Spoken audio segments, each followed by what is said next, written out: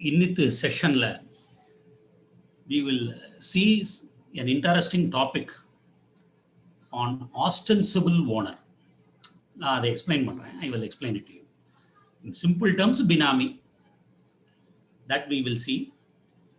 And some of the doctrines, அதுக்கப்புறம் என்ன priority இதெல்லாம் நம்ம பார்ப்போம். This Transfer of Property Actல மெயினா ஒரு டாக்டரின் என்ன டாக்டரின்னா ஆஸ்டென்சிபிள் ஓனர் அப்படின்னு ஒரு டாக்டரின். டாக்டரின் ஆஃப் ஆஸ்டென்சிபிள் ஓனர்.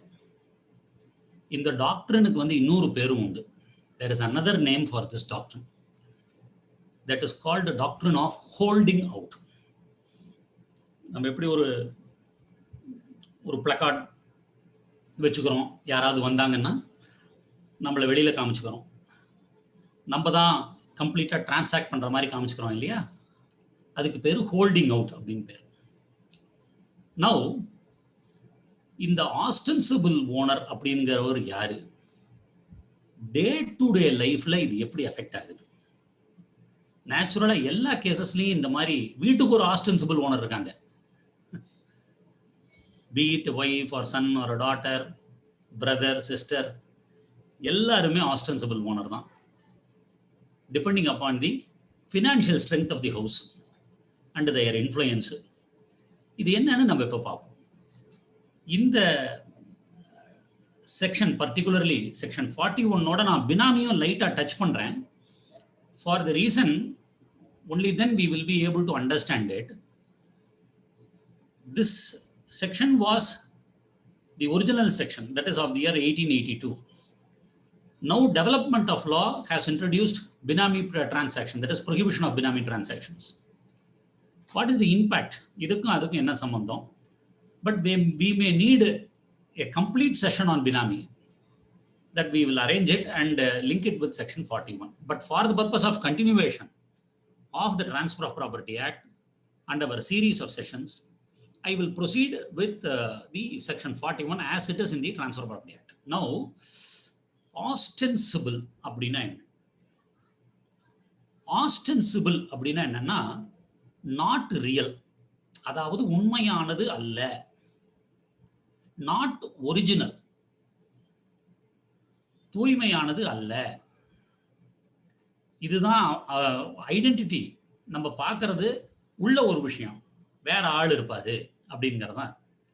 அதாவது இன்னொரு வார்த்தை சொல்லலாம், என்னன்னா அப்பேரண்ட். அதாவது ஒரு டாக்குமெண்ட்ல கிருஷ்ணமூர்த்தி அப்படின்னு நம்ம பார்க்குறோம். அப்போ என்ன அர்த்தம்? இந்த சேல் டீடு கிருஷ்ணமூர்த்தின்னு போட்டிருக்கு, சரி கிருஷ்ணமூர்த்தி தான் அப்படின்னு. ஆனால் பணத்தை ஜோசப்னு ஒருத்தர் கொடுத்துருப்பாரு.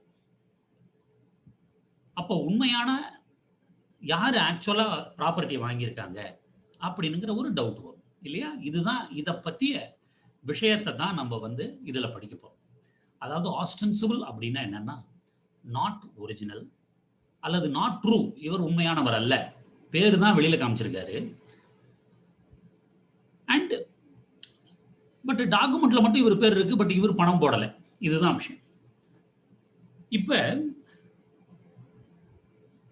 உதாரணத்துக்கு நம்ம ஒரு சேல் டீடு எடுத்துப்போம். ஜஸ்ட் மைண்டுக்குள்ள சேல் டீடை வச்சுக்கோங்க. இந்த சேல் டீடை வச்சுட்டோம்னா நமக்கு இது புரிஞ்சிடும். நான் சொன்ன மாதிரி ஒரு அப்பா இருக்காரு வீட்டில், அவர் ஒய்ஃப் மேலே அம்மா மேலே ஒரு ப்ராப்பர்ட்டி வாங்குறாரு.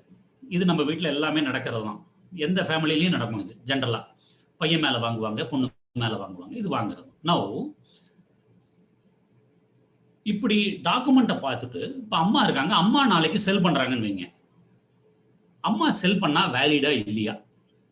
Weather the sale by mother who has not contributed money to the buying this property, whether the sale is valid or not is the issue that we are going to see for today's session.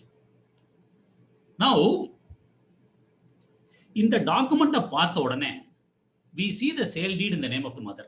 Then a person who wants to buy the property, what will he do? He will say, he will believe that the property was purchased by mother. அப்படித்தானே இருக்கும். Sale டீட்ல opinions கொடுக்குறோம். எந்த ஹோதா opinion தரோம்? டாக்குமெண்ட்டை பார்க்குறோம், இவங்க தான் வாங்கியிருக்காங்க அப்படின்னு நம்ம we feel satisfied that the person whose name the stamped record, the sale deed bears is the owner. So what this rule say, he exhibits himself as the owner, but he is not actually the owner. He exhibits himself. அதாவது டாக்குமெண்ட்டை பார்க்கும் பொழுது கிருஷ்ணமூர்த்தி இந்த சொத்தை வாங்கியிருக்காருன்னு தெரியும். ஆனால் கிருஷ்ணமூர்த்திக்கு பைசா காசு இருந்திருக்காரு. அவரால் ஒரு உதாரணத்துக்கு ஒரு 10 லட்சம் ரூபாய் ப்ராப்பர்ட்டினா 10 லட்சம் ரூபாய் அவர் கொடுத்துருக்க மாட்டார். But it should have been paid by Joseph. அப்போ who is the real owner? உண்மையாகவே பணம் கொடுத்த ஆள் தானே ரியல் ஓனர். ஸோ டிஸ்டிங்ஷன் என்னன்னு நம்ம பார்த்தோம்னா, இந்த மாதிரி டிரான்சாக்ஷனில் 2 ஓனர் இருப்பாங்க. One is the real owner who has paid money, and secondly another owner, that is whose name is found in the document or he holds out. டாக்குமெண்ட்ல அவர் தன்னை காமிச்சுக்கிறாரு. So he is called the ostensible owner. So real owner, ostensible owner. உண்மையான owner, பொய் owner. உண்மையானவே பணம் கொடுத்தவர், இன்னொருத்தர் பணமே கொடுக்காத அதுக்கு ஓனரா இருக்கு. This is the thing. So இந்த ரூலை முதல்ல நம்ம என்னன்னு படிச்சுப்போம். Then we will go into the authorities also. It's a simple case. That is, இப்போ நம்ம அதே தான் சொல்றோம். பினாமியில் என்ன பண்றோம்? பினாமியில் சொல்றது என்ன? யாரோ ஒருத்தர் பேர்ல நம்ம ப்ராப்பர்ட்டியை வாங்கிடுவோம். ஸோ ஹீ வில் பேர் த நேம். அப்படியே போனாலும் ஒன்று, அவ்வளோதான் போச்சு. அதுதான் அந்த ஆக்ட். ஸோ ஹூஸ் எவர் நேம் யாராவது வாங்கியிருந்தா அவர் நாளைக்கு குறுக்க திரும்பிட்டாருன்னா ஃபினிஷ்டு, ஒன்றுமே பண்ண முடியாது. That is prohibition, that is benami prohibition act. அதை நம்ம பார்ப்போம் ஸ்லைட்டாக. நோ இந்த ரூலில் நம்ம என்ன பார்க்கணும் அப்படின்னு கேட்டிங்கன்னா, நம்ம என்ன பார்த்தோம்? Section 7 of the transfer of property ஆக்டில் ஒரு முக்கியமான இது பார்த்தோம். என்ன? No man can sell than what he has. Correct? அதுதான் ரூல். உண்மையாகவே ஒருத்தருக்கு ஏதாவது உண்மையாகவே சொத்து இருந்தால் அந்த உண்மையான சொத்தை தான் விற்க முடியும். அப்படி சொத்தே இல்லாத ஆள் விற்க முடியாது. இப்போ இந்த கேஸில் உண்மையாகவே கிருஷ்ணமூர்த்திக்கு சொத்து இல்லை, ஆக்சுவல் சொத்து ஜோசஃப்க்கு, பட் கிருஷ்ணமூர்த்தி விற்கிறாரு. ஸோ இந்த section 41 is an exception to the general rule. Section 41 is an exception to section 7 of the Transfer of Property Act. So principle என்ன சொல்லுது? நம்ம முதல்ல படிச்சது nemo dat quod non habet. Nemo dat quod non habet. So no one can convey a better title than he has. Here in this example, this Krishnamurti does not have a title. He just shows his name. He is not the real owner, but he sells. Appadi vithal, appadi sell pannal, then that is valid. Then that is valid. Now, then that is valid. This particular transfer is a valid transfer. This particular transfer is a valid transfer. அதாவது இதில் நம்ம பார்க்க வேண்டியது என்னன்னா, now we will see the contents. என்னன்னு பார்க்கலாம். அதாவது இதோட ஹெட்டிங் பாருங்க. The heading of this is transfer by ostensible owner. Transfer by ostensible owner. அதாவது டாக்குமெண்ட்ல பேர் யாரு பேர் இருக்கோ அவர் விற்கிறார்னா then that sale deed is valid. See, this can be with the consent of the true owner or without the consent of the true owner. This can be express or implied. ரெண்டுமே இருக்கலாம். சரிப்பா கிருஷ்ணமூர்த்தி வித்துரு, அப்புறமா பணத்தை மட்டும் கொடுத்துரு அப்படின்னு சொல்லலாம். இந்த ட்ரூ ஓனர் வந்து சும்மாவே இருக்காரு. In that case also, he has impliedly consent and he does not object to the sale. See, what will happen if he objects to the sale? திடீர்னு ஜோசப் உள்ள வந்து நீ விற்க முடியாது, you cannot sell the property. I have purchased the property, I have paid the funds. How can you sell it? அப்படி செல் பண்ணும்போது what is the responsibility and what is the duty that you have அப்படின்னு Joseph நாளைக்கு question பண்ண முடியும். See, இப்போ நம்ம ஒரே ஒரு சமயத்தில் இந்த சமயத்தில் we should not get confused. இந்த act came into force in the year 1882. Binami Transaction Act came into force in 1988. கிட்டத்தட்ட 90 வருஷம். 90 வருஷத்துக்கு முன்னாடி இருக்கிற லாவை நம்ம இப்போ படிக்கிறோம். Then we will go into the Binami Prohibition Act. Now, இதில் என்னென்ன ingredients just students can note it. Enna ingredients, that is, one is the original owner, the other one is the duplicate owner, and the duplicate owner can sell the property with the consent, whether it can be express or implied. So then there is this transfer is made for a consideration. What law says is this type of transfer is not voidable. No one can say that the transfer is invalid. இந்த மாதிரி விற்கப்பட்டால் இந்த டிரான்ஸ்ஃபரை இன்வாலிட்னு சொல்ல முடியாது. See, law recognizes such type of transfer, provided there are 3 points. Provided the transferee, that is the purchaser, must make reasonable inquiry.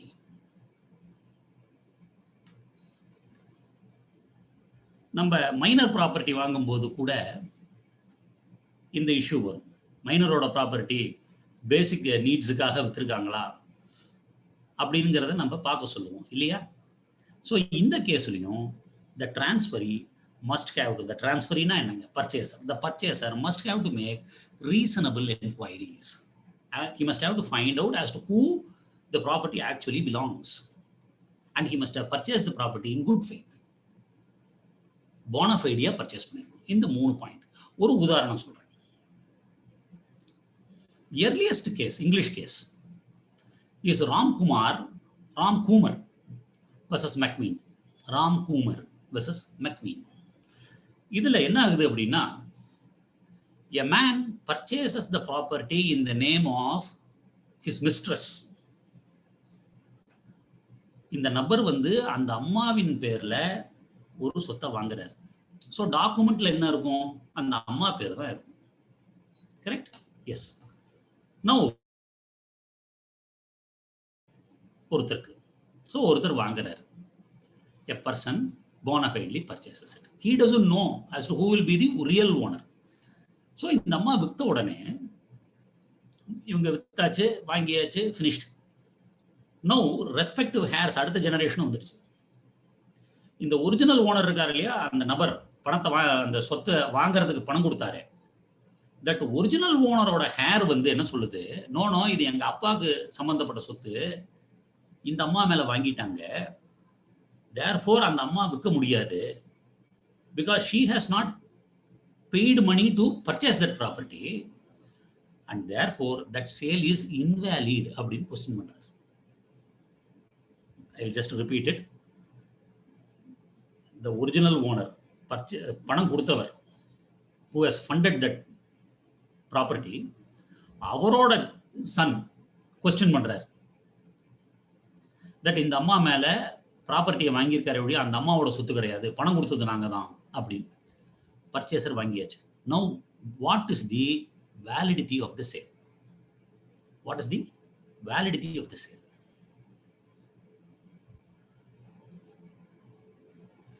What law says is section 41, transfer by ostensible owner. அந்த sale is valid, purchaser is protected. அப்படி ஒரு நபர் வாங்கிட்டார் என்றால் the purchaser is protected. இதுல யார் original owner, யார் ostensible owner? அதாவது பணம் கொடுத்தவர் தான் ஒரிஜினல் ஓனர், இந்த அம்மா தான் ஆஸ்டென்சிபிள் ஓனர், பர்ச்சேசர் வந்து bona fide purchaser. ஸோ 3 பேர் வராங்க. I'll just repeat it. There is a original owner who has paid money.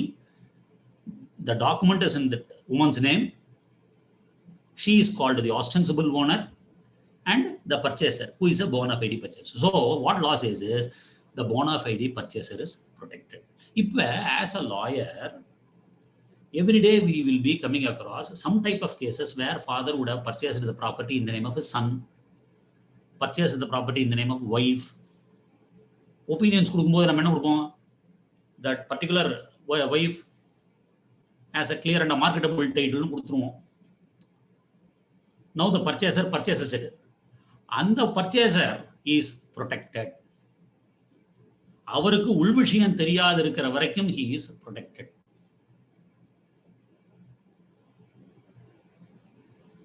So this is the law. Now யாரெல்லாம் ஆஸ்டென்சிபிள் ஓனர்னுங்கிற கேட்டகரியில வரமாட்டாங்க. இங்க தான் சார் நம்ம பினாமி டிரான்சாக்ஷனோட லிங்க் பண்ணி பார்க்கணும். யாரு ஆஸ்டென்சிபிள், அதாவது பொய் ஓனர் அப்படிங்கிறவங்க யாராருங்கிற அந்த கேட்டகரியில வரமாட்டாங்க அப்படின்னா, ட்ரஸ்டீஸ், கர்த்தா, கார்டியன் ஆஃப் அ மைனர், ஒரு சர்வெண்டா இருக்காரு. These people, they won't fit into the category of ostensible owner. Example, ஒரு ப்ராப்பர்ட்டியில கர்த்தா இருக்காரு ஃபேமிலியில. அவர் தம்பி பையன் மேல வாங்குறாரு, தம்பி மேல வாங்குறாரு. Then it is for the benefit of the family. They are not ostensible owner. அது எப்பயுமே பிரிக்கப்படக்கூடிய ஒரு சொத்து. இந்த டிஃபென்ஸை வைக்கலாம். 1988 ஆக்டுக்கு அப்புறம், தட் இஸ் பினாமி ப்ரொவிஷன் ஆக்டுக்கு அப்புறம் இந்த மாதிரி டிஃபென்ஸை இந்த கேட்டகரி பீப்புள் மட்டும் வைக்கலாம், மற்றவங்க வைக்க முடியாது. I will just now explain what is benami transaction. பினாமிங்கிறது வந்து ஒரு சொல், அதுக்கு நோ நேம் அப்படின்னு பேர். அதுக்கு பேரே இல்லை, that is no name. Benami no name, யாரோ ஒருத்தர் பேர். பட் அதே இதில் நம்ம பினாமி டிரான்சாக்ஷன் ஆக்டில் அந்த டெஃபினிஷன் பார்த்தோம்னா, I'll just take this chance to read the definition. Binami transaction means any transaction in which property transferred to one person for consideration paid or provided by another person. So, it is a transaction in which property transferred, or property மாறிடுது, to one person, to the purchaser, for consideration paid or provided by another person. கிருஷ்ணமூர்த்திங்கிற ஒருத்தரோட பேர்ல ஜோசப்ங்கிறவர் வாங்குறாரு. So this is benami transaction. அதில் சில supreme court cases இருக்கு. அதாவது பினாமி transaction எப்படி நீங்க கொண்டு வரலாம் அப்படின்னா, டு அவாய்டு டாக்ஸ், தன் பேர் தெரியக்கூடாது, ஒரு தனக்கே ஒரு பெனிஃபிட் வரணும் அப்படின்னு ஃபீல் பண்றவர், என் பேர்ல இப்போ வேண்டாம் அப்படின்னு வாங்குறவங்களுக்கெல்லாம் இது பினாமி டிரான்சாக்ஷன் சொல்லுவோம். So ultimately fund is supplied by the other person. இந்த ஆக்ட் வந்து 1988 இருந்து இந்த prohibition of benami transaction act வந்துருது. But it has an retrospective operation. முன்னாடியே வாங்கியிருந்தாலும் வரும். It will change according to the case. எந்த மாதிரி டிஃபென்ஸ் இருக்கோ அந்த டிஃபென்சஸ்ல மாறும். அதை நம்ம ஒரு நாள் full entire length of case லாஸ்ல நம்ம பார்க்கலாம். இதுல இன்னொரு விஷயம் இருக்கு. என்னன்னா, இந்த benami transaction, that is the real owner cannot ask for the property. நான் இப்ப சொன்ன பாருங்களா, Joseph, I will deal with the same example. This Joseph has paid money, Krishnamurti has purchased that property. Now Joseph tomorrow cannot come and file a suit for declaration saying that the property actually belongs to me. Declare that the property belongs to the plaintiff Joseph அப்படின்னு போட முடியாது. The suit cannot be filed. So Krishnamurthy பேர்ல வாங்கி இருந்தால் அது கிருஷ்ணமூர்த்திக்கு தான். If it is a binami transaction, it cannot be. இந்த ஆக்ட்ல என்ன சொல்றாங்க அப்படின்னா, இந்த 1882 டிரான்ஸ்ஃபர் பை ஆஸ்டென்சிபிள் ஓனர்ல வந்து விற்கிறாங்க, வாங்குறாங்க, முடிஞ்சு போச்சு, பிரச்சனை இல்லை. பட் பினாமி டிரான்சாக்ஷன்ல இன்வோக் பண்ண உடனே என்னென்ன ப்ராப்ளம் வருதுன்னு பாருங்க. சில விதமான டிஃபென்ஸ் எடுக்க முடியாது, சில விதமான சூட்டை போட முடியாது. அதாவது நான் தான் ஒரிஜினல் ஓனர்னு சூட்டு போட முடியாது, அவர் வந்து கிருஷ்ணமூர்த்தியோட பினாமின்னு நம்ம சூட்டு போட முடியாது. டிஃபென்ஸ் ரெண்டே ரெண்டு செக்ஷன் தான் சார் ப்ரொஹிபிஷன் ஆக்ட்ல. பினாமி ப்ரொஹிபிஷன்ல ரெண்டே ரெண்டு செக்ஷன், செக்ஷன் 3, செக்ஷன் 4. இது ரெண்டை படிச்சோம்னாலே என்டையர் ஆக்ட் தெரிஞ்சிடும். 3 சொல்றது வந்து prohibition of benami transaction, prohibition of benami transaction, அதுதான் செக்ஷன் 3. செக்ஷன் 4 என்ன சொல்றாங்க பாருங்க, prohibition of right to recover property held benami. Prohibition of the right to recover property, அதாவது அந்த பினாமிட்ட இருந்து நம்மளால அந்த ப்ராப்பர்ட்டியை வாங்க முடியாது. Section 4. So it is a bar, எந்த விதமான டிஃபென்ஸையும் எடுக்க முடியாதுன்னு சொல்ற சிம்பிள் ப்ரொவிஷன் தான் this benami transaction act. Now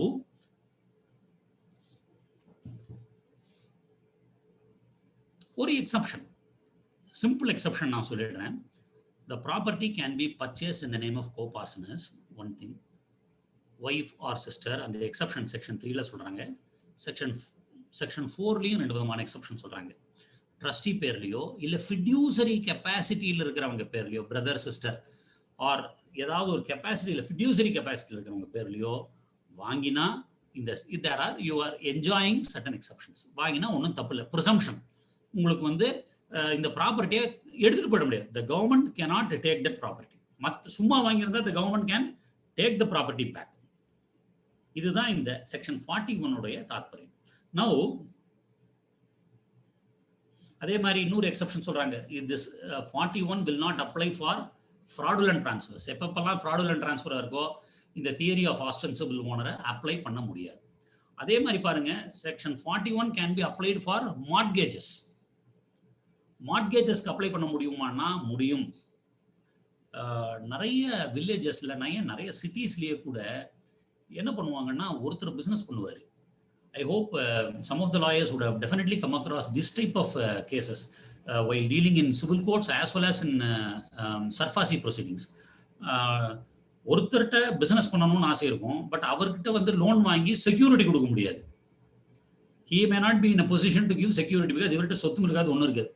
இவர் என்ன பண்ணுவார், ஒரு நண்பரை பார்த்து இல்லை அது இது பார்த்து ஒரு 50 லட்சம் ரூபாய் கடன் வாங்குறேன், லோன் ரிலீஸ் பண்ண உடனே உங்களுக்கு 3 லட்சம் ரூபாய் தரேன் நீங்கள் வச்சுக்கோங்க, இல்லை 5 லட்சம் ரூபாய் தரேன் நீங்கள் வச்சுக்கோங்க அப்படின்னு. அந்த இன்னசென்ட் பர்சன் அவர் என்ன பண்ணுவார், he will part with his original document to the bank. இவர் தான் போய் கேரண்டி கையெழுத்தெல்லாம் போட்டு வந்துடுவார். ஒன்ஸ் போட்டார்னா ஃபினிஷ்ட். இவர் லோன் வாங்கலை, பட் இவர் பேரில் அவர் லோன் வாங்கிட்டுறாரு. the person who is actually doing business. So இப்போ இதில் பாருங்க, who is the ostensible owner or who is the person who is ostensible mortgagor? இவர் ஓனர் ஆஃப் த ப்ராப்பர்ட்டி போய் பேங்க்ல கொடுத்துடுறாரு. So he is the ostensible mortgagor. But ஒரிஜினலாக பண்ணுற யாரு, இன்னொருத்தர். போனால் சுவாகா, ஒன்றும் கிடைக்காது, finished. So it is necessary that we advise the parties to enter into genuine transactions. And I have also seen in my initial years of practice and even now, ஐயோ நான் கடனே வாங்கலைங்க, அவன் வாங்கிட்டு போயிட்டான், அவன் டாக்குமெண்ட்டை கொடுத்துட்டான், சொன்னால் ஏதோ பெரிய வியாபாரம் பண்ணி நல்ல லாபம் வரும், வந்தால் திருப்பி தரேன்னா எல்லாம் போச்சுங்க அப்படின்னு சொல்லுவாங்க. So it is a very very risky transaction. People indulge for a pittance. ஒரு 5 லட்சம் ரூபா வருது, அப்புறம் பார்த்துக்கலாம் அப்படின்னு ரிஸ்க் எடுக்கிறவங்களாம் நிறைய பேர் இருக்காங்க. அண்ட் தி ஒரே ஒரு கேஸில் நான் சொல்கிறேன், persons of feeling it to be of their interest can note it. AIR 1974 Supreme Court. AIR 1974 Supreme Court 658. AIR 1974 Supreme Court 658. Equivalent என்னன்னு பார்த்தோம்னா 1974 to SEC 1974 to SEC 338. 1974 to SEC 338. Vidyadhar Krishna Rao versus Usman Ghani. இதில் என்ன சொல்கிறாங்கன்னா, பினாமின்ங்கிறத எப்படி நீங்கள் deal பண்ணலாம். இதுக்கப்புறமே 2020 சில case loss வந்திருக்கு, நான் அதை சொல்கிறேன் அப்புறமா. இது இயர்லியஸ்ட் கேஸ் லாங்கிறதுனால நான் சொல்கிறேன். அதாவது பினாமின்னா என்ன, ஒரு 5 இன்கிரீடியன்ட். ஒன்று, யார் பே பண்ணா, சோர்ஸ் ஆஃப் மணி யார் கொடுத்துருக்குறாங்க, பொசஷன் யார்கிட்ட இருக்கு. பணம் போட்டு வாங்கிடுவார், இன்னொருத்தர் பேரில் இருக்கும் சொத்து, ஆனால் இவர் தான் சுவாதீனத்தை அனுபவிச்சுட்டு இருப்பார். அவன் விரும்ப வந்துருப்பான். வாட்ச்மேன் பேரில் வாங்குறாங்கன்னா என்ன பண்ணுவீங்க, வாட்ச்மேனுக்கு வீட்டை கொடுப்பாரு, வாட்ச்மேன் அசல் அனுப்பாரு, இவர் தான் இருப்பார். ஸோ ஃபுல் பொசஷன் இவர் தான் இருப்பார். அண்ட் ப்ராப்பர்ட்டியை வாங்கிட்டு டைட்டில் டீட்ஸ் மட்டும் வாங்கிட்டு போயிடுவாங்க வீட்டுக்கு, இன்னொருத்தர் பேரில் வாங்கி கொடுத்துட்டு பர்ச்சேஸ் பண்ணிட்டு he will retain the title deeds. That is also one thing. And motive, எதுக்காக வாங்கியிருக்காரு, இன்னொருத்தர் பேரில், வாட்ச்மேன் பேரில் இவர் ஏன் வாங்குறாரு. So he may want to avoid tax or anything like that. So இந்த ஆஸ்பெக்ட்ஸ் எல்லாம் இருந்தால் we can infer that it is a binami transaction. Now, the other case law, ஒரு சில எக்ஸப்ஷன்ஸை நான் சொல்கிறேன் உங்களுக்கு. 2019 3CTC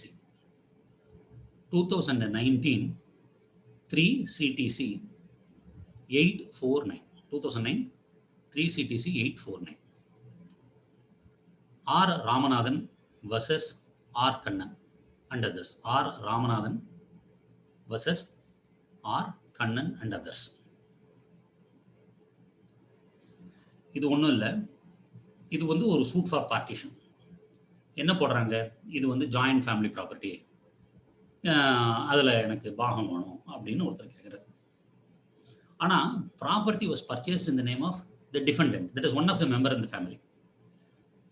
பட் ஆன் ஃபேக்ட்ஸ் பார்க்கும்போது நான் சொன்னேன் இல்லையா, இந்த பினாமி டிரான்சாக்ஷனா எக்ஸப்ஷன் என்ன, if a property is purchased in the name of a member of the family, co-parsoner, then there is a presumption. That is, அந்த பெனிஃபிட்டை கொடுக்குறாங்க. ஸோ ஆன் ஃபேக்ட்ஸ் இந்த கேஸில் என்ன ஆகுதுன்னா, the property is liable to be partitioned even though the other person is an ostensible owner. அதாவது even though he has lent his name, actually the property belongs to the family அப்படின்னு சொல்றாங்க. அதே மாதிரி இன்னொரு வார்த்தை இருக்கு, என்னன்னா ஆஸ்டென்சிபிள் அத்தாரிட்டி அப்படின்னு சொல்லுவாங்க. ஆஸ்டென்சிபிள் ஓனர்னுங்கிறது ஒன்று, கரெக்ட், ஃபைன்.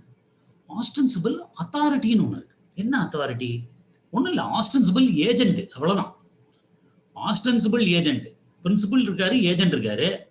நீங்கள் பார்த்தீங்கன்னா இந்த வீடு புரோக்கர்லாம் எல்லாம் நம்ம வீடு தான் அப்படின்னு, எங்கே வாங்க நம்ம வீடு தான் இது அப்படின்னு. சார் இது யார் ஓனருன்னு, எந்த வீட்டை கேட்டால் இது நம்ம வீடு தான் அப்படின்னு. லைக்வைஸ் இந்த ஏஜென்ட்ஸ் இருக்கா இல்லைங்களா, கடைசியில் பார்க்கும்போது டிரான்சாக்ட் பண்ணும்போது தான் தெரியும் இது இன்னொருத்தரோடது, இவ்வளோ வேலைன்னு. நோ ஆஸ்டென்சிபிள் அத்தாரிட்டிங்கிற வேர்ட்ஸ் யூஸ் பண்ணியிருந்தா தென் இட் மீன்ஸ் ஏஜென்சி. அப்போ என்ன ஆகுது, whatever action taken by the agent is always done on behalf of the principal, then the principal is liable except on certain circumstances given under the Contract Act. That is over and above his authority. Number section 3 of the Transfer of Property Act la paathom, if the agent exceeds in his authority, then that will not bind. Likewise, in the concept peru ostensible authority, ostensible agent peru, authority of agent peru, section 188 of the Contract Act நம்ம பார்க்கலாம். அதை பார்த்தோம்னா நமக்கு we will be able to understand. ஒரு கேஸ்ல 2020 1 CTC 540, 2020 1 CTC 540, இதுதான் அந்த ostensible authority பற்றி சொல்லுது. அதாவது ஜி சுப்பிரமணியம் வர்சஸ்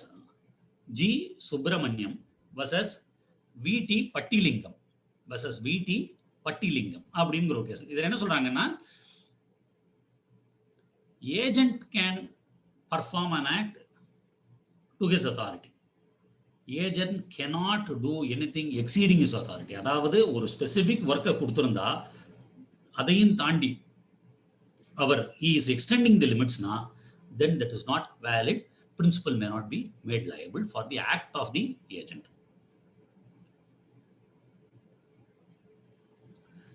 ஒரு another கேஸ்ல இதில் நோட் பண்ணிக்கங்க. This is very important case. 2019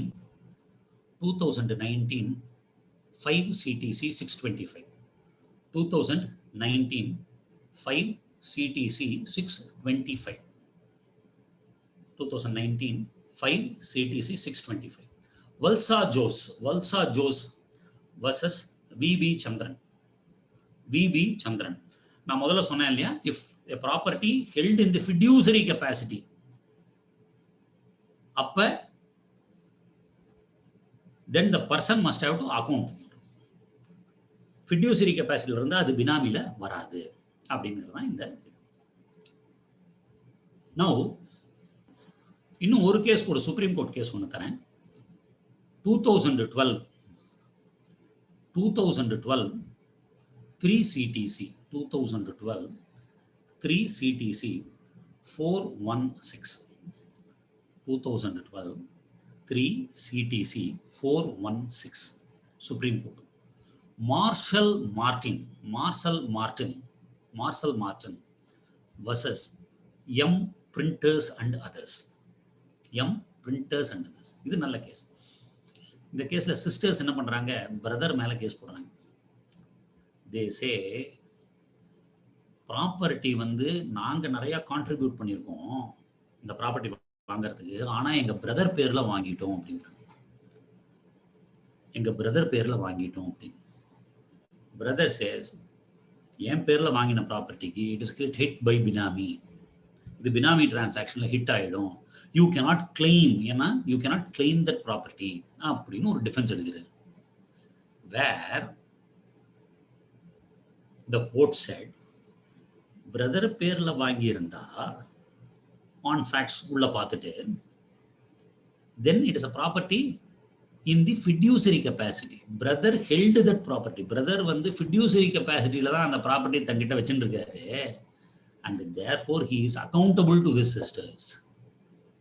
பினாமின்னு defence எடுத்துட்டு ஓடிட முடியாது, அது அவரோட ப்ராப்பர்ட்டியா மாறிடாது. When sisters have substantially contributed for the money, but purchase alone is made in the name of the brother, then the brother is liable. So prohibition under the Binami Transaction Act will not apply அப்படின்னு இந்த கேஸ்ல சொல்றாங்க. That is marshal மார்டின்ங்கிற கேஸ்ல சொல்றாங்க. Now அதான் சொல்றேனே, simple sir, ஒரே point நல்லா தீர்க்கமா நோட் பண்ணிக்க வேண்டியது மூணே எக்ஸெப்ஷன். கோபார்ட்னர் பேர்ல இருக்கக்கூடாது, that his wife R wife Sun, அதெல்லாம் செக்ஷன் 3ல வந்து ஒய்ஃப் ஆர் அன்மேரிடு டாட்டர்னுங்கிறாங்க. 4ல வந்து கோபார்ட்னர்ஸ், ட்ரஸ்டீஸ், ஃபிடியூசரி கெப்பாசிட்டி இவங்கெல்லாம் இல்லாது இருந்தா தென் இவங்க பேர்ல இருந்தா எப்ப வேணாலும் கிளைம் பண்ணலாம். ஸோ இதெல்லாம் exception to benami. Okay,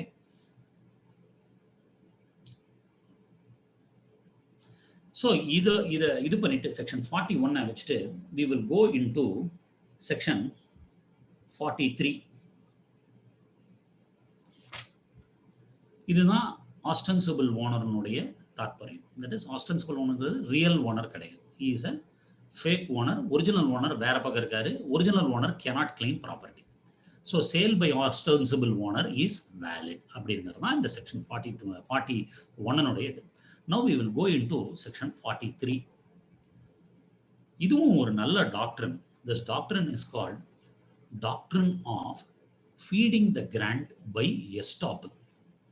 This doctrine is called doctrine of feeding the grant by estoppel. Section 43. இந்த டாக்டரினை வந்து என்ன சொல்றாங்கன்னா, it is a doctrine of equity அப்படின்னு சொல்லுவாங்க. doctrine of equity அப்படின்னு சொல்லுவாங்க. எஸ்டாப்பிள்ங்கிறது என்ன? ஸ்டாப், நீ எதுவும் பேசாத, வாயை மூடு அப்படின்னு நம்ம சொல்றோம் இல்லையா? ஏற்கனவே ஒன்று சொல்லிட்டு திருப்பி மாற்றி சொன்னா நம்ம என்ன சொல்லுவோம்? ஒன்றும் பேசாத, வாயை மூடு. It is nothing but the same thing is applied in law. Shut up. You are barred from taking a new defense. ஒன்றுக்கு பின்னு முரணாக பேசுவது முடியாது. When you have done one thing, you are bound by it. திருப்பி வேற பொசிஷன்ல பின்பக்கமா வந்து property கொடுத்த property திரும்பி வாங்கிட்டு போயிடலாம்னா முடியவே முடியாது. That is called the doctrine of feeding the grant by estoppel. அது நல்ல எக்ஸாம்பிள் இருக்கு, நான் தரேன். இதுலயும் என்னன்னு பாத்தீங்கன்னா, ஒரு அன்ஆதரைஸ்டு பர்சன் செல்ஸ் இட். ப்ராப்பர்ட்டி அவருக்கு கிடையவே கிடையாது சார், அவர்கிட்ட இல்ல ப்ராப்பர்ட்டி. மற்றதுலையாவது நம்ம என்ன பண்றோம், ப்ராப்பர்ட்டி அவர் பேர்லயாவது டாக்குமெண்ட் இருந்தது. 41ல டாக்குமெண்ட் அவர் பேர்ல இருந்தது, நம்ம அவர் பேரை நினைச்சு நம்ம வாங்கிடுறோம். அது 41. பட் அந்த 43ல விற்கிறவருக்கு சொத்தே கிடையாது. அப்ப செக்ஷன் 7ல நம்ம என்ன பார்த்தோம்? Again it is an exception. No man can sell can convey a better title than what he has. விற்க முடியாது. ஆனா இந்த 43ல என்ன பண்றாருன்னா வித்துப்படுறாரு. இது ஏன் சொத்து தான் தாஜ்மஹாலை விற்கிற மாதிரி. பட் வாட் லாஸஸ் இப்ப என்ன சொல்லுது அப்படின்னா, இப்போ ஒரு உதாரணம் சொல்றேன். அப்பா சொத்து எனக்கு தான் அப்படின்னு சொல்லி நம்ம வித்துடுறோம்னு வச்சுக்கோங்க. சொத்து அவர் காலத்துக்கு அப்புறம் தான் நமக்கு வரும். பட் நம்ம வித்துட்டோம்னா நாளைக்கு அந்த சொத்து திருப்பி வந்ததுனாலோ தென் த டிரான்ஸ்ஃபரார் வந்து இப்பதான் எனக்கு வந்திருக்கு, நான் முன்னாடி வித்தது செல்லாதுன்னு சொல்ல முடியாது. So the property automatically vests with the purchaser. அதுதான் feeding the grant by estoppel. Feed பண்ணுது, அதாவது என்னன்னா இந்த இதுக்கு உயிர் கொடுக்குறது. இந்த டிரான்சாக்ஷனுக்கு இல்லாத டிரான்சாக்ஷனை ஒரு நாள் நம்ம ரெடி பண்ணிட்டு திடீர்னு அதே மாதிரி ஒரு சூழ்நிலை வந்தால் then it automatically feeds, automatically goes to the purchaser. அதுதான் இந்த செக்ஷன் 43 தாற்பயம். தட் இஸ் எஸ்டாப்பிள்ங்கிறது பை எப்படி இருக்கலாம்? Estoppel can be by deed, that is by means of an agreement or by equity. ஒரு அக்ரிமெண்ட் போட்டே இவர் வித்துறாரு, நம்ம அதை பார்க்காத வாங்கிடுறோம், இதுதான் சொத்துன்னு. பட் பின்னிட்ட காலத்தில் அவருக்கு வந்ததுன்னா அவர் he is liable to account for it. அதுதான் இந்த நோ. இதில் இன்னும் ஒரு விஷயம் இருக்கு.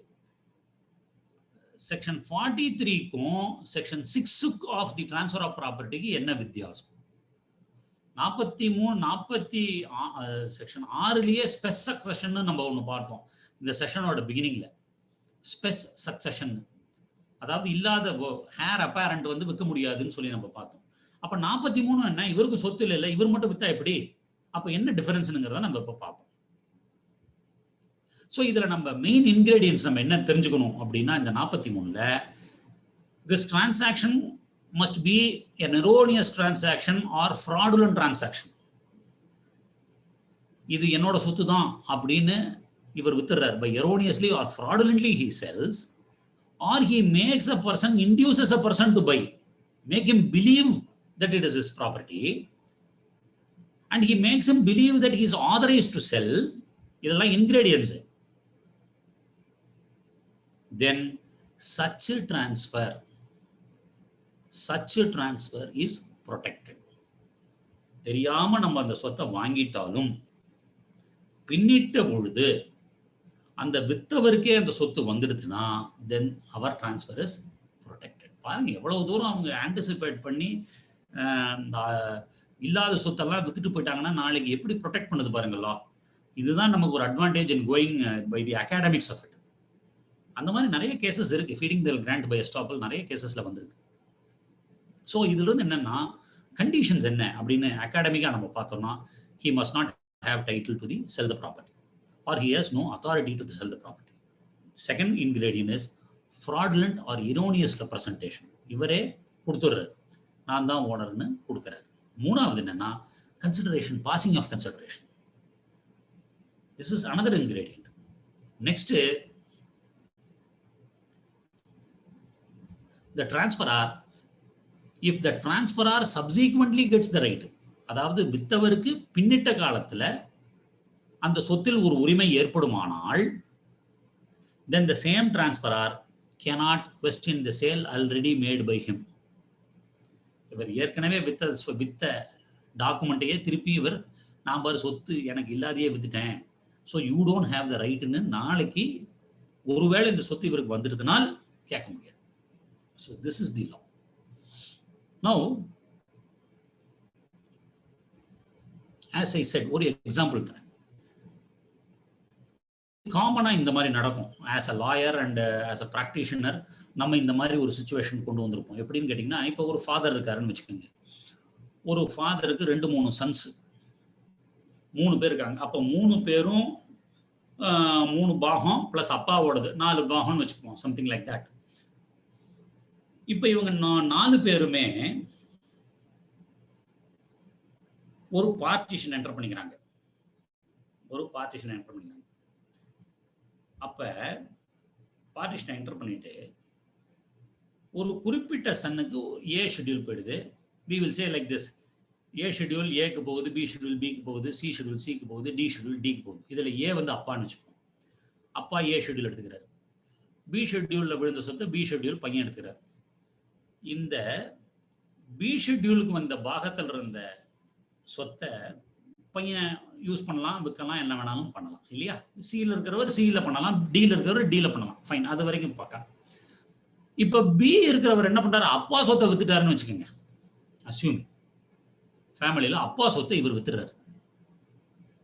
Assuming for a moment, he cannot sell property belonging to his father because it becomes his father's property. But ஒருவேளை father writes a will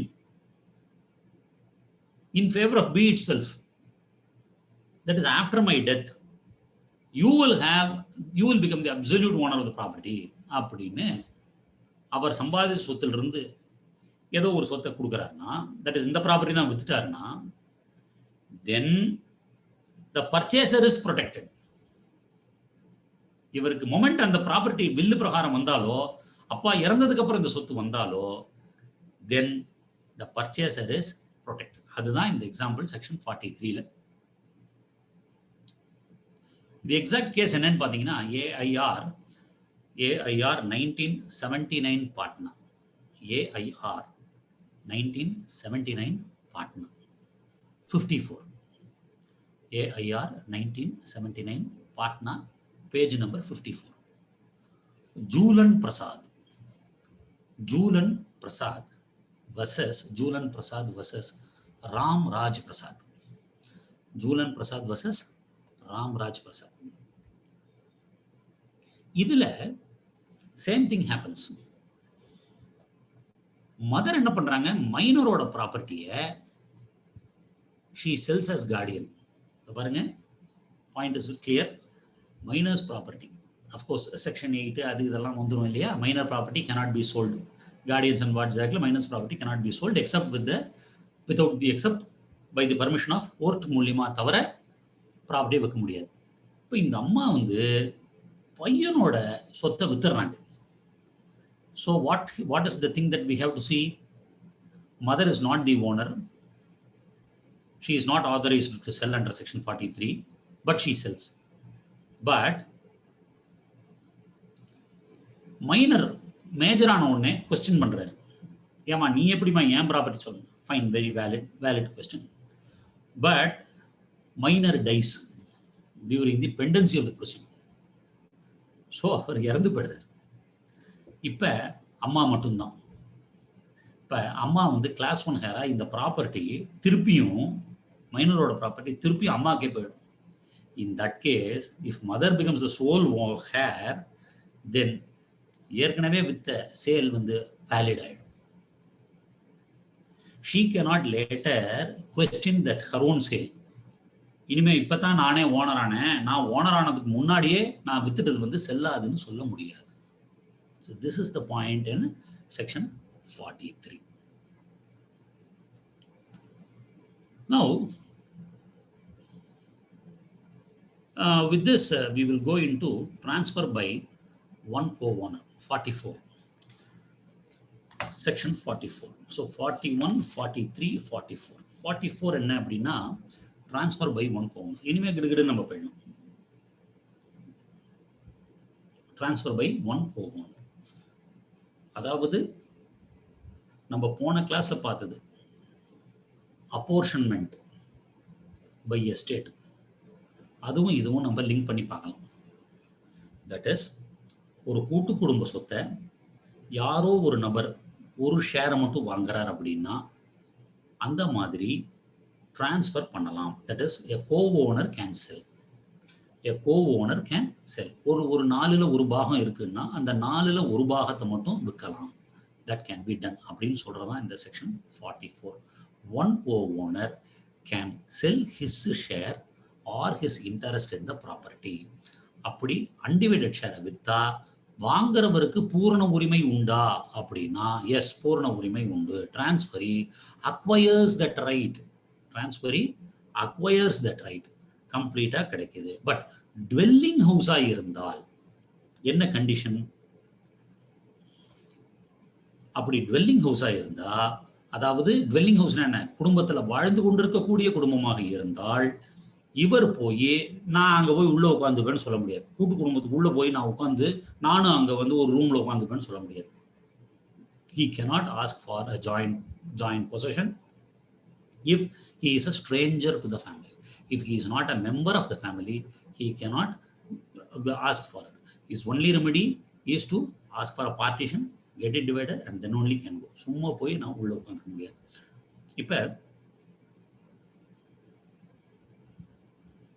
இதில் ஒரு ரீசன்ட் கேஸில் நான் ஒன்று சொல்கிறேன். 2020 to MWN 2020 to MWN 768. There are several cases, just for the want of time. இந்த கேஸில் ஏன் சொல்கிறேன்னா சார், நிறைய கேஸில் ஃபாலோ பண்ணுறாங்க. இதில் 2020 to MWN 768. TP Kathiresan and others versus R. Ramadas. TP Kathiresan versus and others versus R. Ramadas.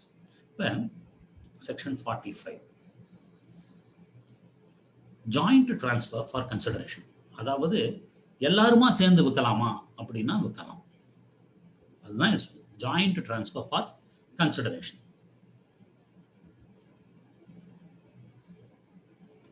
இப்போ suppose 3-4 பேர் சேர்ந்து வாங்கலாமா அப்படின்னா எஸ் வாங்கலாம். அப்போ ஒரு குடும்பத்தில் ஒரு 4 பேர் கொண்ட ஒரு குடும்பத்தில் 3 வெளியாளுக வந்து வாங்கிட்டு போயிடுறாங்கன்னு வச்சுக்கோங்க. தென் அந்த 3 பாகம் வந்து ஷேர் அவங்களுக்கு போயிடுதுன்னு சொல்றது தான் இந்த செக்ஷன் 45 ஜாயிண்ட் டிரான்ஸ்ஃபர்ஸ். அப்போ எப்படி போகுது? அவங்க ஈக்குவல் கான்ட்ரிபியூஷன் கொடுத்தா ஈக்குவலாக போகும், ஒன்றுமே சொல்லலைன்னாலும் ஈக்குவலாக போகும். இல்லை கான்ட்ரிபியூஷன் வந்து மொத்தம் இப்போ 6 லட்சம் ரூபா ப்ராப்பர்ட்டி, ஒரு ஆள் 1 லட்ச ரூபா கொடுத்துருக்காரு, ஒரு ஆள் 2 லட்ச ரூபா கொடுத்துருக்காரு, ஒரு ஆள் 3 லட்ச ரூபா கொடுத்துருக்காருன்னா அதுக்கு ஏற்ற மாதிரி ஷேர் டிஸ்ட்ரிபியூட் ஆகும். So there are 3 conditions. If a purchaser have jointly paid consideration, they take each share. Joint each share 3 பாகம். If they have paid distinctively, ஒவ்வொருத்தரும் ஒவ்வொரு விதமான கன்சிடரேஷன் கொடுத்துருக்காங்கன்னா then they take the share as per their contribution. Then they take their share as per their contribution. எவ்வளவு உள்ள முதலீடு செஞ்சாங்களோ அந்த அளவுக்கு அவங்க எடுத்துப்பாங்க. இதைத்தான் நம்ம போன தடவை செக்ஷன் 37ல பார்த்தோம். சப்போஸ் எவிடன்ஸே இல்லை, யார் எவ்வளவு கொடுத்துருக்காங்கன்னே தெரியல, மொட்டையா வாங்கியிருக்காங்க அப்படின்னா then they take it equally. So 3 condition தான் இந்த ஜாயிண்ட் பர்ச்சேஸ்ல. 1, கான்ட்ரிபியூஷன் எவ்வளவுன்னு ஈக்குவலா இருந்தா ஈக்குவல் ஷேர், டிஸ்டிங்டிவா வெவ்வேறு அமௌண்டா இருந்தா வெவ்வேறு ஷேர், ஒண்ணுமே சொல்லலைன்னா equal share. 2007 4 MLJ 2007 4 MLJ page 782. 2007 4 MLJ page 782. BK Subramanya Shah versus BK Subramanya Shah versus BS Ramachandra. BS Ramachandra. All other sections, similar sections. Now we will go into section 48. In the section 48 என்னன்னு சொல்லுதுன்னா doctrine of priority. Doctrine of priority அப்படின்னு சொல்லுது. இந்த doctrine of priority என்ன அப்படின்னு பார்த்தோம்னா இதோட equivalent section எங்க தேடி பார்க்கலாம் அப்படின்னு பார்த்தோம்னா section 47 and 48 of registration act. நம்ம இங்கிருந்து அந்த பக்கம் போனோம்னா ரெஜிஸ்ட்ரேஷன் ஆக்ட்ல ஈக்குவலன்ட் செக்ஷன்ஸ் வந்து 47, 48 ஆஃப் தி ரெஜிஸ்ட்ரேஷன் ஆக்ட்ல வருது. அதாவது ப்ரையாரிட்டி ரைட் என்னன்னா முன் உரிமை கொடுக்கக்கூடிய அதிகாரம், முன் உரிமை. உதாரணத்துக்கு நம்ம இன்னைக்கு டாக்குமெண்ட் எழுதுறோம், 15 நாளோ அல்லது 1 மாசமோ நல்ல நாளெல்லாம் பார்த்துட்டு ஆடி மாசம் வந்துருச்சு, புரட்டாசி மாசம் வந்துருச்சு, இதெல்லாம் தள்ளி போட்டு அப்புறமா நம்ம ப்ராப்பர்ட்டியை பதிவு பண்றோம்னா தென் it is deemed that we have purchased the property on the date on which the date mentioned in the instrument. Date mentioned in the instrument. இதில் என்ன அப்படின்னு பார்த்தீங்கன்னா ரொம்ப முக்கியமானது, டிஃபரெண்ட் டைம்ஸ்ல இந்த டிரான்சாக்ஷன் நடக்குது. கரெக்டா? ஒரு நாள் சேல் டீட் எழுதணும், ஒரு நாள் பணமெல்லாம் கொடுத்துறோம், ரெஜிஸ்ட்ரேஷனை தள்ளி போடுறோம். இல்லை ஒரு நாள் சேல் டீடெல்லாம் எழுதி நல்ல பணமெல்லாம் கொடுத்தாச்சு, டோக்கன் மட்டும் கொடுத்தா அப்புறம் நம்ம முடிக்கிறோம். ஸோ இதில் 2-3 டைம் ஆயிருந்ததுன்னா தென் யார் முதல்ல பண்ணியிருக்காங்களோ ப்ரையாரிட்டி ரைட். இப்போ பாருங்க, இதுதான் நமக்கு லாயராக இருக்கும்போது நமக்கு இந்த ப்ராப்ளம் வரும். என்னன்னா நம்ம இப்போ சேல் டீடு போட்டுருவோம், பணமெல்லாம் கொடுத்துருவோம், ரிஜிஸ்ட்ரேஷன் பண்ணலாம் அப்படின்னு போய் ஒரு 15 நாள் தள்ளி வைக்கிறதுக்குள்ள நடுவில் ஒரு ஆளு திடீர்னு உள்ள பூந்து டிரான்சாக்ஷனை பண்ணியிருப்பாரு. ஆனால் அதுக்கப்புறம் நம்ம டிரான்சாக்ஷன் ஆயிருக்கும் registration. So what law says is first come must be given priority. முதல்ல யார் டாக்குமெண்ட் போட்டு முதல்ல யார் பணம் கொடுத்தாங்களோ ஆளுக்கு ரைட் கொடுக்க கூடாது அப்படிங்கிறது தான் இந்த ப்ரையாரிட்டி ரைட் அப்படின்னு கொடுக்குறது. It's a priority right created by transfer. It is a priority right created by transfer. Section 48. So இதில் என்னென்ன ingredients? Person sells at different times, but he sells the same property to different persons. But that right cannot exist at the same time. So third point என்னங்க, that cannot, the right cannot exist at the same time. ஒருத்தருக்கு வித்ததுக்கு அப்புறம் இப்படி இன்னொருத்தருக்கு விற்க முடியும். So the right cannot exist at the same time. Then the first right prevails over the later. Then the first right will prevail over the later unless there is a contract with. அல்ல ஏதாவது reservations நம்ம எழுதி வைத்திருந்தாலே தவிர நீங்க 15 நாளைக்குள்ள பண்ணலன்னா நான் யாருக்காவது இருக்கக்கூடிய உரிமை இருக்கு அப்படின்னு எழுதியிருந்தாலே தவிர priority right will come. So the second right is always subject to the first right. Correct? The second right is always subject to the first right. இதை ஒரு இங்கிலீஷ் டாக்டரின்ல இருந்து சொல்றாங்க, பட் அந்த லீகல் மேக்ஸிமம் கொஞ்சம் பல்ல உடைக்குது. Cui prior est tempore potio rest juri. அதாவது who he who is earlier in time is stronger in law. He who is earlier in time is stronger in law. So அவருக்கு சட்டம் அதிகப்படியான அட்வான்டேஜை தருது. Because இதில் point என்னென்னா principles of justice தான். That is one has the advantage of time should have the advantage of law also. இதுதான் point. If he has the advantage of time, he has the advantage of law. Now, இதோட exception என்னன்னா, first stale is fraudulent. வேணுன்னே பண்ணி ஒரு டாக்குமெண்ட்டை create பண்ணி இது பண்ணியிருந்தால் தென் that will not find. வேணுனே பொய், அது ஃபர்ஸ்ட் தடவை பண்ணதே பொய். அப்போ ஜெனுவன் டிரான்சாக்ஷன் செகண்ட் டிரான்சாக்ஷன் இருந்தால் then second transaction will be valid and not the first transaction. இதெல்லாம் ஃபேக்ட் சர்க்கம்ஸ்டான்சஸ்க்கு ஏற்ற மாதிரி மாறும். எது உண்மையானது பொய்ங்கிறது it's a test of before the court. So இந்த மாதிரி கேசஸ் வரும். செகண்ட்லி இன்னொன்று பார்த்தீங்கன்னா, இதே ப்ரையாரிட்டி ரைட்ஸ் வந்து மார்ட்கேஜ்லேயும் வரும். ஒரு நாள் முன்னாடி மார்ட்கேஜ் பண்ணிட்டாரு, அடுத்தது போய் 10 நாளைக்கு அப்புறம் வேணும்னே அதே ப்ராப்பர்ட்டி மார்ட்கேஜ் பண்ணாருன்னா then this priority right will apply for mortgages also. அதுதான் இந்த செக்ஷன் 48. இப்போ I'll just take another 10 minutes so that we can complete the session. இன்னொரு செக்ஷன் பார்த்தீங்கன்னா செக்ஷன் 50. செக்ஷன் 50 இன்னும் ஒரு 3 செக்ஷன் தான் இருக்கு, அடி சொல்லிட்டு போயிடலாம். நம்ம 50 செக்ஷன் 50ல என்ன சொல்றாங்கன்னா, tenant is protected. tenant is protected. இதுவும் நமக்கு கேசஸ் வரதுக்கு நிறைய வாய்ப்பு இருக்கு. என்னன்னா, டெனன்ட் வந்து இவர் தான் ஓனர்னு கொடுத்துட்டு இருப்பாரு, ஆனா அந்த ஓனர் வந்து இன்னொருத்தருக்கு வித்திருப்பாரு. Or he will be bona fidely believing that he is the owner, but he is not actually the owner. He may be having the ownership under a defective title. இவரே இப்போ இந்த நான் சொன்ன ப்ரையாரிட்டி ரைட்ல வந்து இவர் சேல் டீடை போட்டிருக்காரு, நான் தான் ஓனர் அப்படின்னு சொல்லி நான் வாடகை வாங்கிட்டு இருக்காருன்னு வைங்க. And this tenant has been paying it. ஒரு சூட்ல திடீர்னு பார்த்தா ப்ரையாரிட்டி ரைட்ல அவருக்கு போயிடுச்சு, தென் த டெனன்ட் இஸ் ப்ரொடெக்டட். அதுதான் இந்த செக்ஷன். அதாவது rent bona fidely paid to the holder under defective title. Rent bona fidely paid to a holder under defective title. So if the tenant paid rent to previous owner in good faith without notice of the transfer, then the tenant is protected. Now, this is section 50. இதுல இன்னொன்று என்னன்னா 51. 51 வந்து என்னன்னா improvement. இதுவும் நமக்கு இருக்கு sir. நம்ம ஒரு ப்ராப்பர்ட்டியில் இருப்போம், நம்ம பாட்டுக்கு அதை கட்டிவிடுவோம், இம்ப்ரூவ்மெண்ட் அந்த ப்ராப்பர்ட்டி பண்றது. தென் இன் தட் கேஸ் இவங்க என்ன சொல்றாங்க, டிரான்ஸ்ஃபரி இஸ் அகெயின் ப்ரொடெக்டட். இதெல்லாம் ஒரு protection given to the transferee. இவங்க என்ன சொல்றாங்க செக்ஷன் 51ல, improvement made by bona fide holders under defective title.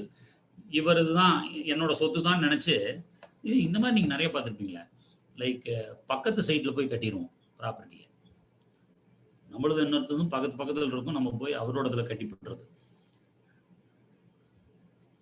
That is also possible. In that case bona fide நம்ம இம்ப்ரூவ் பண்ணியிருந்தோம்னா, in that circumstances he is entitled for any expenses made on that property. அதுதான் இது.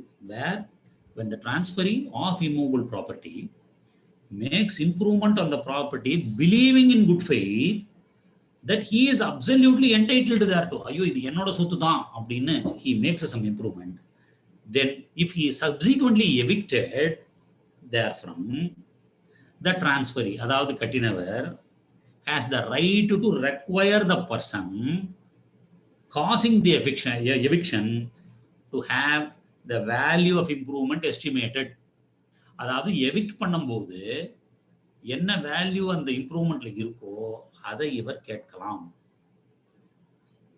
அதை இவருக்கு ஏன்னா because he is going to leave the improvements with that person, one thing. Secondly, he bona fidely believed that it is his own property. இவரோட ப்ராப்பர்ட்டின்னு இது பண்றாரு. In that case, the person is protected. இதெல்லாம் தான். Now 52 இன்னொரு protection பாருங்க. 52 இது வந்து இந்த செக்ஷன் 52ல என்ன சொல்லுது அப்படின்னா how protected, how not protected ரெண்டுமே சொல்லுது. அதாவது during the pendency of the proceeding ஏதாவது ப்ராப்பர்ட்டி டிரான்ஸ்ஃபர் ஆயிருந்ததுன்னா to what extent you are protected or to what extent you are protected or how you are not protected. அதுதான் இந்த லிஸ்பெண்டன்ஸ்ங்கிற doctor. இந்த லிஸ்பெண்டன்ஸ் டாக்டரையும் அடுத்த டாக்டரையும் நான் ஷார்ட்டாக சொல்கிறேன்.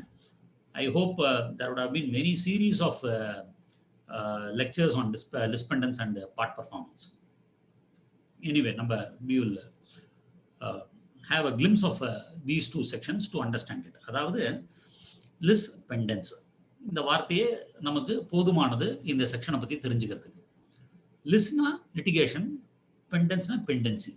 ஸோ பெண்டிங் லிட்டிகேஷன் போது சட்டம் என்ன சொல்லுது? லிட்டிகேஷன் பெண்டிங்காக இருக்கும் பொழுது நீங்கள் எதையாவது வில்லங்கம் பண்ணாதீங்க, சும்மா வேற ஒருத்தர் விற்காதீங்க அப்படின்னு சொல்றது தான் இந்த செக்ஷன். சரி, அப்படி விற்கிறதா இருந்தால் பர்மிஷன் வாங்கிக்கோங்க அப்படின்னு. Because court is dealing with the matter. அதை சும்மா போய் சிக்கல் பண்ணி விட்டுக்கிட்டு பண்ணும்போது என்ன ஆகுது? ஸோ த கோர்ட் சேஸ், அப்போ என்ன சொல்லுது? Everything will be subject to the result of the suit. இல்லையா? சிம்பிள். சரி, ஒருத்தர் நியாயமாக கூட வாங்கியிருக்கலாம், ஒருத்தர் வேணும்னே சூட்டு போட்டுக்கலாம், நிறைய விஷயம் இருக்கு. ஸோ அதனால purchaser is also protected. But what law says is, don't indulge in some transaction when the matter is already going in one direction. அதை போட்டு குட்டையை குழப்பாதீங்க அப்படிங்கிறதான் இந்த செக்ஷன் 52 தாத்பரியம். ஸோ இது எப்போ சூட் கமென்ஸ் ஆகுது அப்படின்னா, on the date of presentation of the plaint. உள்ள தாக்கல் ப்ரொசீடிங் முடிகிற வரைக்கும் இட் கோஸ். இன்னும் ஒரு படி எக்ஸ்ட்ரா என்ன அப்படின்னா, till completely satisfaction of the decree, including appeals and EP. கம்ப்ளீட்டா முடிகிற வரைக்கும் இந்த லிஸ்பெண்டன்ஸ்ங்கிற கான்செப்ட் வந்து ஆப்ரேட் ஆகிட்டே இருக்கும். இன்னைக்கு பாருங்க, ஒரு கேஸை போட்டு 20 வருஷம் ஆகுதுன்னா இந்த 20 வருஷம் டீலே பண்ண முடியாது இந்த ப்ராப்பர்ட்டியில. லிஸ்பெண்டன்ஸ் உள்ள பூந்து 20 வருஷமா ஒருத்தர் வாங்க முடியாது இருக்கும். அதனால இப்போ என்ன ஆயிடுதுன்னா, நிறைய பேர் வாங்கிடுறாங்க, then they get impleted because they want to know where they are, இல்லையா? So this is the doctrine of lispendence அப்படின்னு சொல்றாங்க. Now that is இதோட கண்டிஷன் என்னன்னா, nothing should be introduced, then consequence of introduction. இவ்வளவுதான் விஷயம். And இதோட exceptions என்ன அப்படின்னு பார்த்தோம்னா, it should be in the competent court, the jurisdictional courtல இருக்கணும், competent courtல இருக்கணும், and it should not be a collusive suit. இந்த மாதிரியான எக்ஸப்ஷன்ஸ் இருந்ததுன்னா then this lispendence வந்து protect ஆகும். Now we will go into another last two sections. One is 53 and 53A. 53 அப்படிங்கிறது என்ன அப்படின்னா, fraudulent transfer. இதுவும் ஒரு டாக்டரின். fraudulent transfer சும்மா ஏமாத்துறது, வேணும்னே வித்துப்படுறது, fraudulent transfer. இதுல என்ன fraudulent transfer அப்படின்னா, transfer to defeat the creditor. ஏகப்பட்ட கடன் வாங்கி வச்சிடுறாரு, கடனை வாங்கி வச்சுட்டு இன்னொருத்தருக்கு வித்துப்படுறாரு. Then the creditors, for the benefit of creditors, வழக்க கொண்டு வரலாம். இந்த மாதிரி வேணும்னே வித்துட்டாரு, இந்த சொத்து வந்து 1 கோடி ரூபாய் பல கோடி ரூபாய்க்கு போகும், வெறுமை வேணும்னே 10,000 ரூபாய்க்கு வித்துட்டாரு. So this property, whatever the sale happened, is to be declared null and void. It has to be declared null and void. அப்படின்னு the creditor can file a suit. அதுதான் இது. So bona fide, suppose bona fide ஒருத்தர் யாராவது purchaser இருந்தார்னா then he will be protected. இதோட நம்ம போன தடவை ஃபர்ஸ்ட் கிளாஸ்ல நம்ம ஒன்று பார்த்தோம், செக்ஷன் 17.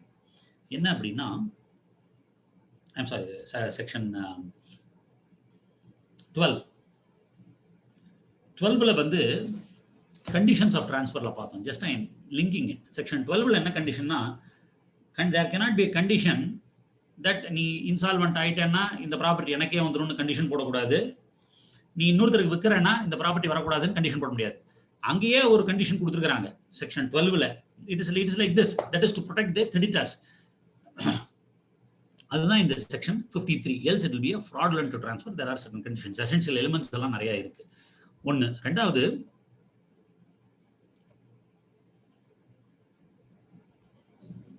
now another doctrine என்ன அப்படின்னா 53A. With this last doctrine I will complete my session. 53A says part performance. Part performanceங்கிறது என்ன அப்படின்னா, there should be a contract, that is இதெல்லாமே சேல் அக்ரிமெண்ட்ஸ்ல வரும் சார். இது most of you would have definitely known it and would have experienced in many cases. That is, there is an agreement between the parties. அப்ப ஒரு possession ஒருத்தர் கொடுத்துட்டார் அப்படின்னா then the document should be registered. It is called the theory of part performance. That is, a person acts on the basis of the contract and a possession is given on the basis of the contract, most probably sale agreement. Then such type of அந்த possession-க்கு வந்து law gives some validity. That is, he is into possession on the basis of the contract. He is in possession on the basis of the contract. That is a valid transaction. Now,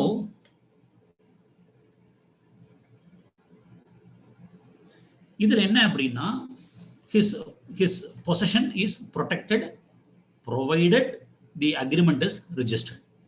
அப்படி அவர் வந்து register பண்ணாத விட்டுட்டா then his possession is not protected. At the same time, he can always sue for specific performance. So just because இவர் அந்த டாக்குமெண்ட்டை register பண்ணாத விட்டுட்டார் அப்படிங்கிறதுனால அவருக்கு சூட் ஃபார் ஸ்பெசிஃபிக் பர்ஃபார்மன்ஸே ஃபெயில் ஆயிடுச்சுன்னு சொல்ல முடியாது.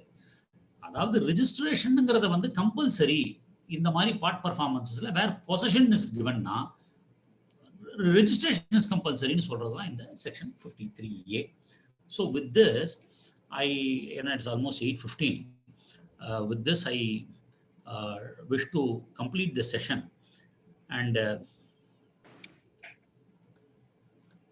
in the next session we will see about sale and all other aspects. We will go directly into the special contracts. ஒவ்வொரு ஆஸ்பெக்ட்லையும் என்னென்னங்கிறத நம்ம பார்த்துருவோம்.